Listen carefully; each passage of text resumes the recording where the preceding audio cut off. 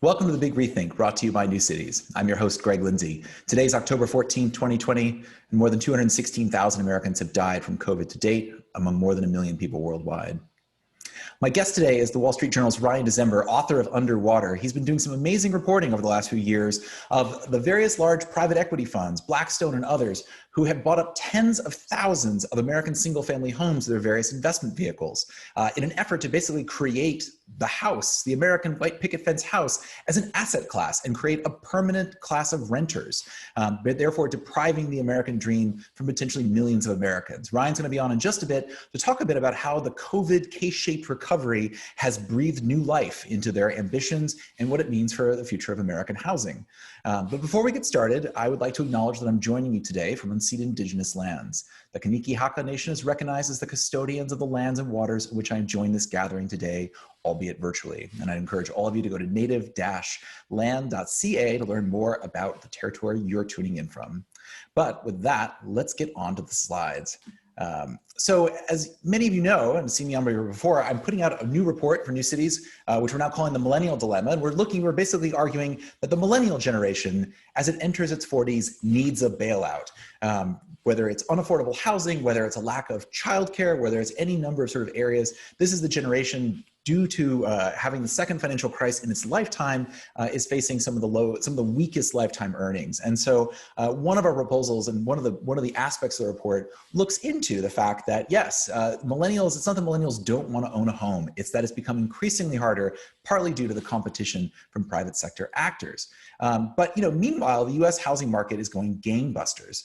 So this is some new slides that came out just this past week here from Freddie Mac here, showing that yes, while the pandemic recession is happening, the K-shaped recovery and incredibly low interest rates are basically causing thousands upon Americans to rush out and buy homes. I say this is someone who just bought a home here in Montreal myself. And you can sort of see in this slide here showing that, the catching up to the market, we're seeing sales are surging to the point where they will actually erase the huge dip early on in the pandemic and basically sort of outpace 2019. Here's a curve showing here that, that in fact, 2020 is on pace to basically accelerate well ahead ultimately of the 2019 when it comes to mortgage applications. And when you bar chart it out this way as well, you can sort of see this, huge dip in March and April and this huge rise, partly due, of course, to the various quantitative easing and other measures from the Federal Reserve, and also perhaps a sort of cultural logic as well here. This argument that seems to have played out now that cities were dying is now settled into this metric of buy the largest house you possibly can because you don't know how long we're going to be in these various quarantines. And you can also see that, that Americans are, again, tapping into low interest rates to basically refinance their homes too. So tapping back into their homes as a storehouse of value during this ongoing rise of rising wealth. And I should note there's a great meme that went around here where the baby boomers, of course, need, rising housing prices to basically pay for their retirements. Another sort of aspect and implication of this when it comes to millennials and their efforts to own homes. And this slide I want to pull from a crane company I thought was interesting as well that came out showing the fact that yes, supposedly that cities were dying. We can still see that, there's still steady growth in various ones. The one, of course, that stands out is Toronto, a very large geographic area compared to some of Seattle and the more compact cities on this list. But yes, the coastal recovery continues in various ways. And I wouldn't write off New York or especially Seattle and Portland quite yet. But areas that are going to be under stress are, of course, Florida and the coasts. There was a paper that came out in the National Bureau of Economic Research that was covered by Christopher Flavell in the New York Times, showing that yes, that we're starting to see a wave of sell-offs in Florida coastal homes related to climate change. And if you listen to me regularly enough, you know that this December 1st to 3rd, New Cities is going to host its inaugural Higher Ground Climate Migration Conference, where we're going to talk about the implications for cities, about the fact that there are just areas of the coast and areas on the urban wilderness interface that may be permanently unsettled. And here we're showing increasing signs that the markets understand this and are pricing it in, that sales began declining of those coastal homes in 2013, and now we're seeing a divergence in prices as well. So that will play into our discussion in just a moment. But this is my opportunity here. I'm going to invite out in just a second Ryan Dezember, who wrote this fantastic book, Underwater, about his own experiences during the financial crisis a decade ago, about becoming an underwater mortgage holder, and then was one of the first reporters on the beat to describe what happened next. So with that, Ryan, if you want to come on out and we will start the conversation. Hello. Thanks for joining us. Thanks for having me. So Ryan, when did you first catch on to sort of what was happening with Blackstone? And I guess, I covered it in very high speed, but, there you were, I believe in Alabama, as a reporter on the Wall Street Journal's beat on this and owning your own home. And when did you first become aware of these companies like Invitation Homes and American Homes for Rent and the implications they had? Well, so I had been living in Alabama covering the real estate boom and bust there for the local paper in Mobile, Alabama.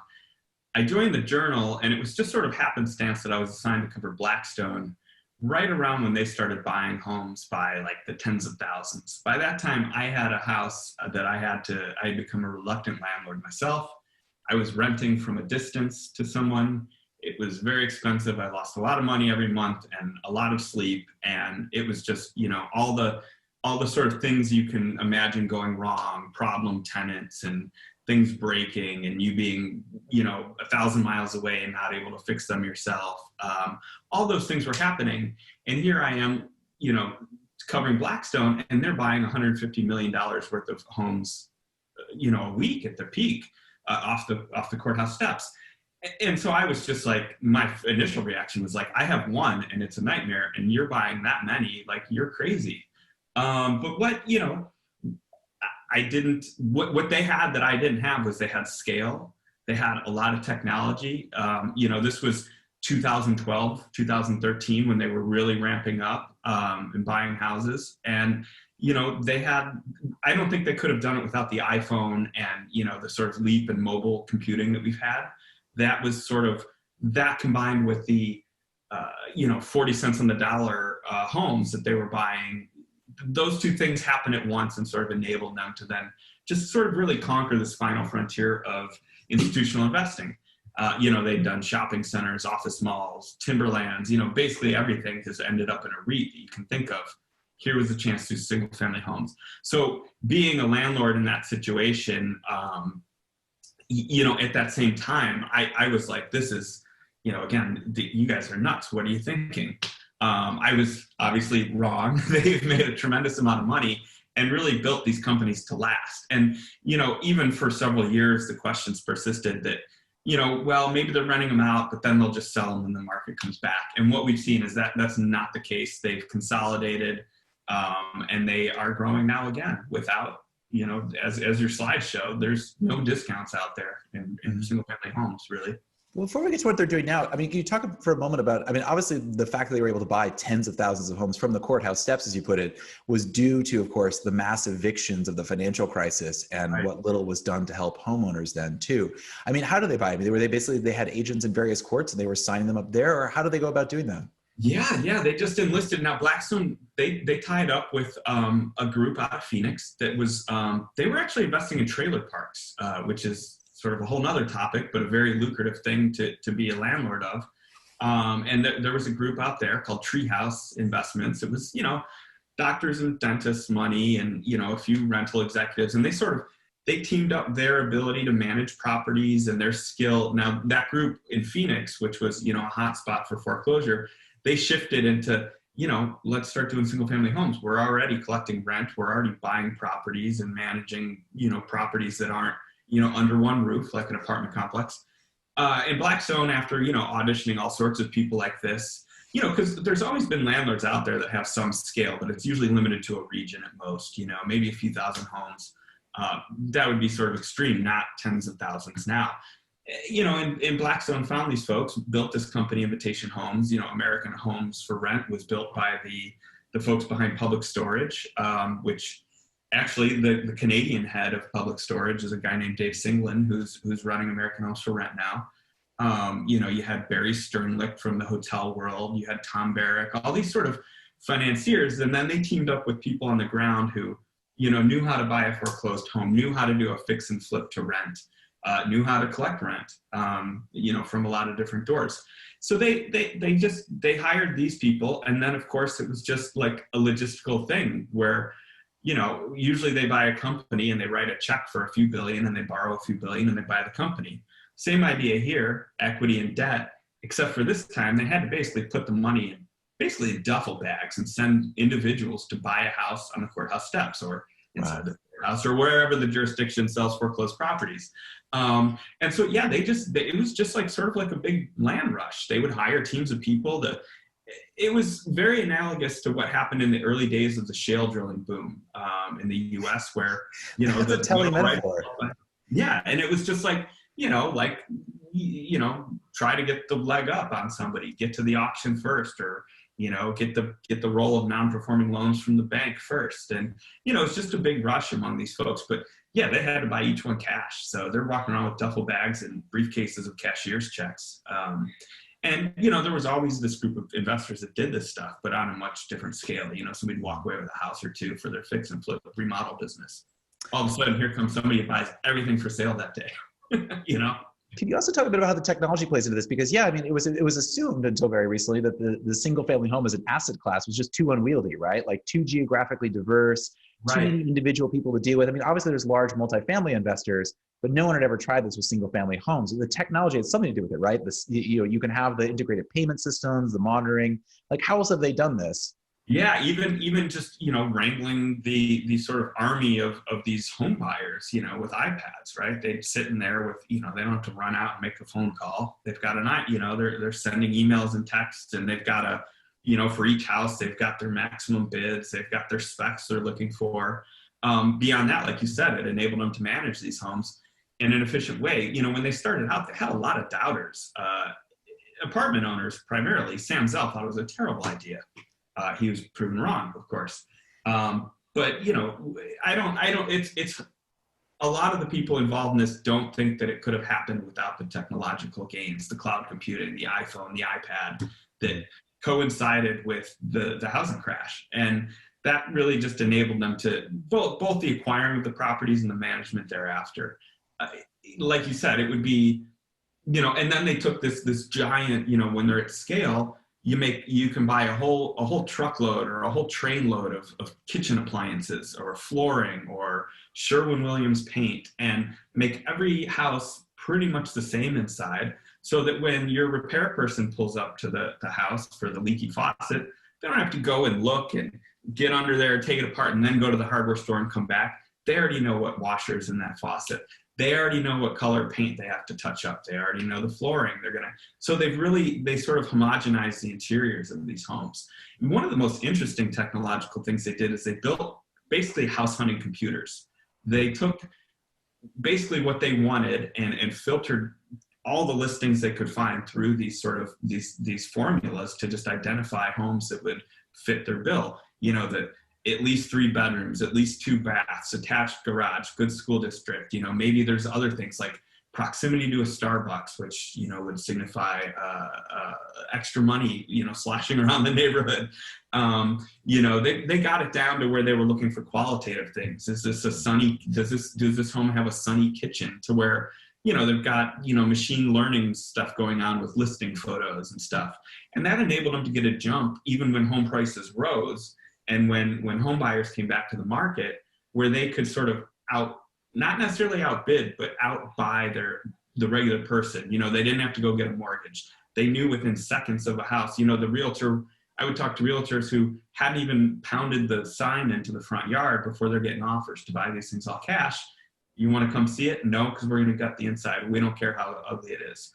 And that just gives them all these advantages as a buyer over, you or I, who, most likely would have to go get a mortgage and would have a lot of emotional weight involved in the purchase of a home. Yeah. So what about the implications then for the people who rent this? I believe it was your reporting or one of your colleagues at the Wall Street Journal who pointed out that, the rise of the 6-figure renter, 100,000 households, and that there was an estimated that 3.4 million Americans who would have otherwise owned homes do not, because of the existence of these companies, which I thought was amazing. I mean, that is a lot of inventory. Well, it might not be because of the existence of the companies, but that is the target demographic for especially the two biggest companies and some of their, smaller rivals. Now, Invitation Homes, American Homes for Rent, typical tenant is late 30s, maybe early 40s by now. It's been a couple of years. These people have aged.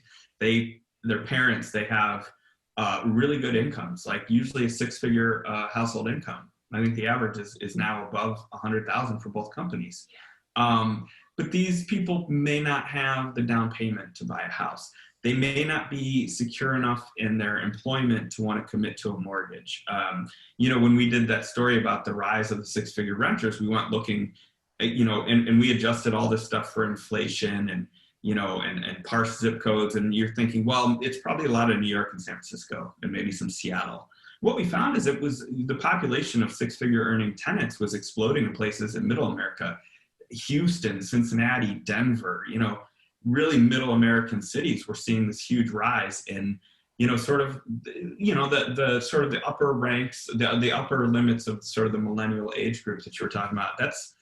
That's their ideal tenant. And they just see a wave of those people coming at them. And when we talked to people, we went to Denver and talked to folks, and, some of them couldn't muster a down payment. Mm-hmm. But some of them, could buy a house, but it was so far away from where they worked or where they wanted to spend time in the city that they didn't see it worthwhile. You mentioned, buying as big a house as you can. There were people, I could afford a 2-bedroom, but if I'm going to start a family, does it make sense if I'm going to have to buy a larger house in a couple of years? Will my home appreciate, enough to cover the transaction costs? So there was some not purchasing by choice, but the big rental investors will say, well, we only have a small slice of all the for rent properties in the country, which is true. Probably, depending on which companies you include in that group, you probably have a hard time getting past like 6 or 7% of all the single family rentals. The thing is they don't buy them everywhere, and they don't buy every kind of house. They want a very specific home in a very specific neighborhood. And it's usually the same kind of house that person would want to buy. Your classic, like suburban, subdivision house. And that's where they sort of meet, and the tension is between the buyers and the renters. And usually the sort of people, if they're going to buy a house and there were other people that wanted to buy it, those are usually the exact same people that are looking to rent the house too. So it sort of sets up this really interesting natural tension. And you can see it in places like we once went to a suburb called Spring Hill outside of Nashville, Tennessee. It's where GM used to make its Saturn line, and now they make other cars there. Big auto town, factories, it bounced back from recession much quicker than a lot of other places. It was one of the highest, job growth counties in the country for a while. And, all their sort of like purchasing algorithms led them all to the same place. And you could find, and this is just a few years ago, and you could find neighborhoods with like, where they own 3 or 4 companies own 15, 20% of the whole subdivision of houses, but then the next subdivision, the houses might be too old for their taste, big repair bills, or not the 2 bathrooms they want to attract the family. Their idea, they really want tenants to come in and stay there for the long haul because their kids are in school and they have neighborhood friends, and they make a good salary, so they're okay paying more rent, or maybe they're not okay with it, but they do it, and they re-up on the lease because as unlike the sort of traditional mom and pop landlord who you might go to church with or see, dropping your kids off at school or in the grocery store, they're a public company with a fiduciary duty to their shareholders, and they're under pressure from Wall Street analysts to continually boost their numbers. So you don't have that wiggle room. That strikes me as one of the most, sort of pernicious effects of this, right? Like we've never seen, obviously, in white hot housing markets, I'm sure landlords would like to raise the rents as high as the market would bear, but generally there's been a sort of stair step, right? Like, the rent will rise, but not appreciably so. But because these are public companies, like there is a definite need to continue to, blood out of a stone for some of these renters there. So, I mean, how have the cracks started to show, or how are the cracks were starting to show before COVID? I mean, the New York Times Magazine and ProPublica published a big piece into this too about some of the, declining levels of maintenance, increasing amounts of fees. Like, I mean, do these become ultimately slumlords? I mean, is that the ultimate trajectory of this, or what happens? I sort of have a little different view of those of the companies. I think that a lot of the, there's been a lot of these stories, the thing didn't get fixed, or the mold in the basement, or the house that went wrong. And I think a lot of that you could probably chalk up to like a negligent employees or a negligent regional office or something.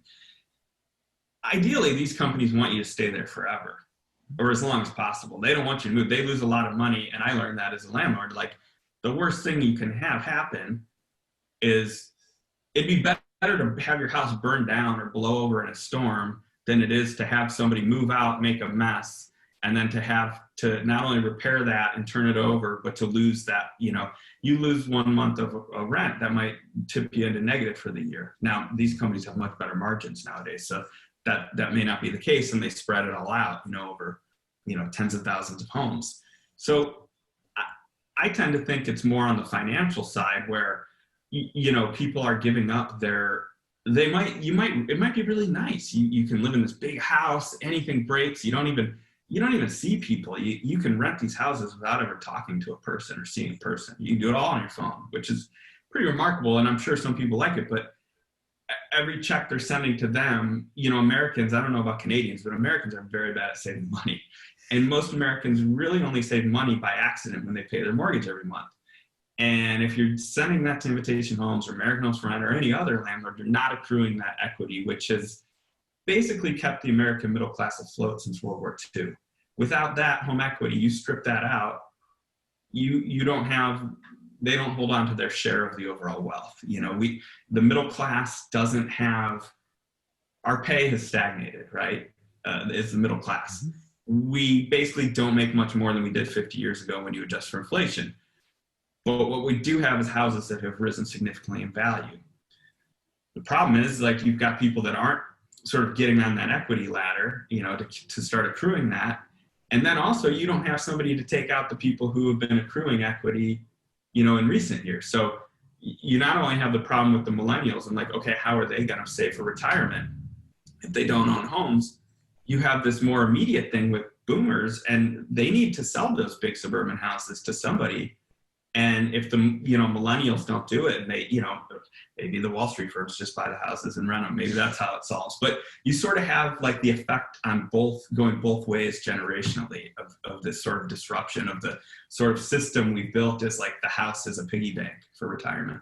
Yeah, George Washington University's Christopher Lineberger has written a lot about that mismatch, and there's been a lot of discussion there about what ultimately Issy Romam of Metro Site's done a lot about like the huge overhang of boomer homes. What happens to the villages when the boomers pass on, things like that.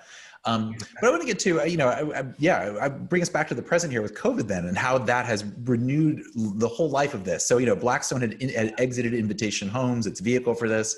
These companies were set up. But now we're in a situation where, like, yes, if it weren't for moratoriums on evictions, we basically have a pent-up tidal wave of evictions just waiting that's going to start crashing through. And then we have at the top end of the market, at the top of the K, as we saw, all these homeowners who are buying. So what happens on the other side of that eviction crisis? And how are these other companies preparing to take advantage of this? I mean, if it's 6 or 7% of the market now, is this going to be a defining feature of the housing market on the other side of COVID? Does that go to 15, 20%? Yeah, it could. It really could. Look, if you're an institutional investor, particularly if you have a real estate fund, what else are you going to invest in right now? Office towers don't look good. Malls look terrible. Logistics are a hot spot. You have these niches like self-storage and timber or data centers you can do, but there's not a lot of appealing places for that sort of investor to put their money. And then you have the fact that the general investor can't get a return on any savings or any sort of safe thing. And sort of the next thing down, which may be a little bit programmed into our DNA as Americans, is like a safe bet, is the single family home. So you have just billions of dollars flowing into this. And it's not just at the top. You have the Coke Industries, you have JP Morgan Asset Management, Brookfield out of Canada, Blackstone's, picked up a new dance partner and invested in Tricon, which they're sort of like for the income bracket a notch below the Invitations of the world in American Homes, like that sort of 70,000 earning household. That money is all looking for a place. They see the problems ahead, like you said. There's people right now who are burning through their savings and not going to be able to buy a home, but they might want to have that suburban lifestyle. So that's a lot of renters. Meanwhile, you have a lot of people that, are having problems paying their mortgages. We see forbearance numbers. I think it was like, 3.5 million or so. And then There's millions of people on top of that who haven't entered forbearance, but aren't making their payments or are late on their payments. So you're going to have millions of people when these things, like you said, like the moratoriums on these things or the forbearance periods go up, you're going to have a lot of people needing to sell a home. What's interesting this time is that there's so much demand for homes, and the shortage the number of for sale homes relative to U.S. households is so low that you could conceivably have a situation where somebody has a distressed sale and walks away with a bunch of money. So these companies are also looking at ways to maybe do a sale leaseback program like they would do in commercial real estate for a house. Any way to get their hands on more houses. American Homes for Rent has been one of the busiest home builders in the country this year, building houses and whole subdivisions expressly to rent. And then you go below them and there's all these sort of like local business people who do this who have done this for a long time to feed them houses. And then you have a lot of imitators. You have a huge amount of money in self-directed IRAs and other things, trusts and stuff, buying fix and flip houses around the Great Lakes and sort of the markets that Wall Street hasn't dominated. And still, you know, you can still get a really cheap house, fix it up and get it like that great yield that, you know, the landlord's ideal is like the 1% of the purchase price every month in rent. You can still find that some places. So you have a huge number of individuals and people in high real estate markets doing 1031 tax exchanges and, you know, refinancing or selling a property in California and buying 8 houses in Toledo to, you know, cash flow. So you have just this huge rush for houses right now. And it's sort of coinciding with the individual home buyer who's reacting to low rates and, you know, maybe a desire to get away from neighbors and small spaces, or maybe it's just, you know, hey, maybe now's the time, the city's not what it used to be, let's move to the suburbs and have a family. You have a lot of competition for homes right now. It sort of stands to reason that demand from the sort of consumer side will wane as we get into like winter and you know, kids are in school and stuff or registered for, I don't know if there are schools in every place, but you can see that, you can see those buyers running out, and then you basically have billions of dollars, you know, without even considering what sort of leverage they can put on this cash going toward buying houses. And again, it's interesting. The biggest companies have that high-end renter, and those people, they've been paying their rent on time. Invitation American Homes for Rent basically have the same level of rate of on-time rent payment now as they did before the pandemic. They have much higher occupancy. New lease rents have shot up, and now they're even able to raise rents on release. You know, and they're retaining people like they never have before, probably for obvious reasons of, you know, now's not a great time to move, or, you know, these people have had their kids in these schools, and why would they, you know, rent's going up, but where and also where are you going to live if they've zeroed in on your subdivision? That you could move, but you might just be their tenant again in another house. So I think it's less about the eviction thing for them, for the big companies, and I think that's more of a problem for the smaller landlords. I think these companies can weather stuff like that. They can put people through programs to keep them in. You know, the bad publicity alone is probably not worth, you know, a few sort of unsightly evictions or unseemly evictions. And, you know, and again, they want their people to stay in the houses and rent. And that focus on the high earner is really, you know, that's the people making, you know, $100,000 a year, even if it's combined income. Those are the people who have a home office, who are working from home. Yep. Like here we are. But, you know, they're not renting to a lot of service workers and stuff. So I do think they're going to be able to capitalize on people who lose their homes, who have homes and can't keep making payments. Yeah. All right. Well, we're almost out of time, but the last question I have is obviously we're recording this less than 3 weeks before the U.S. presidential elections. Vice President Joe Biden, not to jinx anyone, but has a very large polling lead. So there's some anticipation about how housing policy might change the United States. What do you think should be done about this development? It's certainly not completely positive. There's, you know, a whole, you know, progressive left movement inside the Democratic Party that's calling for decommodify housing and definancialize housing. You know, the vice president himself has like a proposal for Section 8 vouchers for the poorest Americans. You know, I guess having come out of this experience as an underwater homeowner yourself and having reported on this, what do you think should be a priority for the next administration, particularly for, you know, dealing with those millions who face eviction and forbearance on mortgage payments? You know, I'm not really sure. I mean, they're obviously, there's going to have to be something. You can't just put that many people out on the street, and, you know, there's going to have to be some sort of huge stimulus or jobs, you know, creation package. But I think to get to the root of it, the commoditization of homes, and I learned this sort of the hard way, where I was, you know, I bought a house to live in as shelter because I was having such a good time and having such a fruitful career writing about people who were using homes purely as investments and properties, that it didn't click with me that, you know, we're both buying these properties, but we're buying them for very different reasons, but it doesn't really matter. You know, if other people are treating the homes as financial assets and trading them like that, you're in it too. It doesn't matter what your intention is. And one of the things that happened in the financial crisis that we can see in retrospect, and there's been some really interesting economists have done some interesting work on this that I mentioned in the book, is like, looking back, you see one wave of foreclosure that happened early, and it's almost exclusively real estate investors, people with more than one first mortgage, who were, they had a sideways bet on a flip house or a spec house. So they walk away. That's fine. You can lose, if you have 4 houses, you can lose 3 and still be not homeless, right? And they were doing it with borrowed money, right? Almost no risk in where I was living in Alabama. You almost had to put nothing down but your signature to get control of a $1 million condo yet to be built. I think one thing that's come out of this is you can, and then of course you saw the second wave of foreclosure, which was a result of the busted housing market, recession, job loss, all the sort of standard things that normal people who are living in homes for shelter lose their homes. It might be useful for policymakers to recognize that there are sort of 2 classes of home buyer. And one might be a lower earner, and maybe if it's your first house and you're doing it for shelter, maybe there's benefit to letting those people borrow as much of the price as they can afford to pay back to get a house to live in. Because we know, all the sort of good things that come with the stability of being in a stable home. And, we talked about the equity, but think about, children living in neighborhoods and not moving all the time. And then maybe there should be another class for real estate investors. Like, if you want to speculate on property, go for it. But maybe you shouldn't, be able to borrow 80% of what you need to do it or more. If you went to the bank and tried to borrow a bunch of money to buy stock, they would laugh at you, right? And show you the door.